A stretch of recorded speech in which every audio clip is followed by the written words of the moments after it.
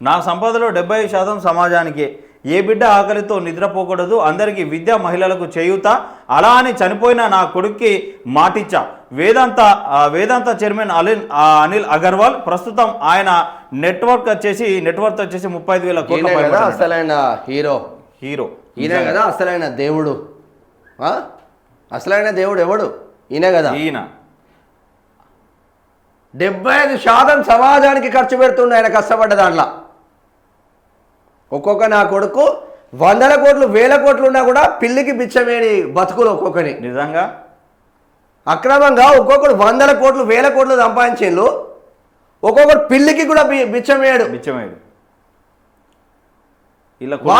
Sir పోనీ ఇప్పుడు కులాలు అంటే కులాలు మనం అనుకున్నాం, రాజకీయ నాయకులు ఎంత లేకుండా కులాలు లేవు, మళ్ళా మతాలు లేవు, మనం అంతా ఒకటే అంటారు.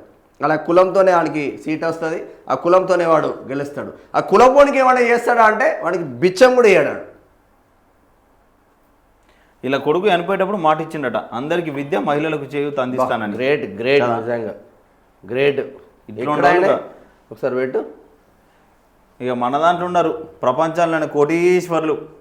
కులంలో ఉంటే కోటేశ్వర్లు అవి మీరు పీకడానికి ఒక్కడిని కూడా మీరు హెల్ప్ చేయకపోతే వాళ్ళకి ఇట్లా డబ్బులు తీస్తే ఇగో ఎక్కడైనా.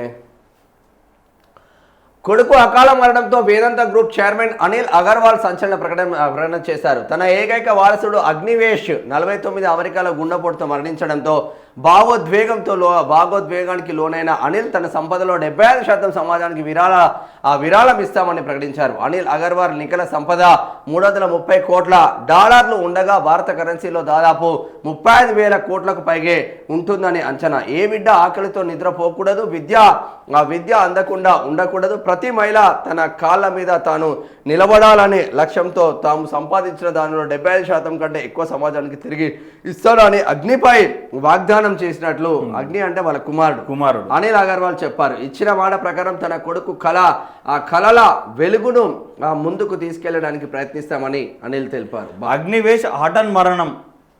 అగ్నివేష్ అగర్వాల్ 7న న్యూయార్క్లోని మౌంట్ సినై ఆసుపత్రిలో చికిత్స పొందుతూ కార్డియాక్ అరెస్టుతో మరణించారు. అగ్నివేష్ హిందుస్థాన్ జింకుకు చైర్మన్గా పంజాబ్లోని అతిపెద్ద ప్రైవేటు థర్మల్ పవర్ ప్లాంట్లలో ఒకటైన తల్వండి సాబో పవర్ లిమిటెడ్ డైరెక్టర్ల బోర్డులో ఒకరిగా పనిచేశారు. వేదాంత గ్రూప్ జింకు, సీసం, వెండి, రాగి, ఇనుప, ఖనిజం, అల్యూమినియం, చమురు వంటి వాటిని ఎక్స్పోర్ట్ చేస్తుందట. సరే ఇట్లా నన్ను ఉండాలి కదా మినిమం.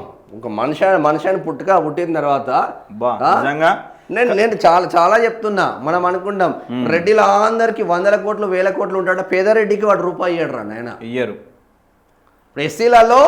ఎస్సీలలో బాబాసాహెబ్ అంబేద్కర్ చెప్పినట్టు నువ్వు డెవలప్మెంట్ చేస్తే నువ్వు ఇంకొకరికి హెల్ప్ చేయరా అని ఉంటుంది. కానీ వీడేం చేస్తాడు, వీడు డెవలప్మెంట్ అవుతాడు కానీ వాడు పిల్లికి బిచ్చమేయాడు. బీసీలలో కూడా గదే పరిస్థితి ఉంది.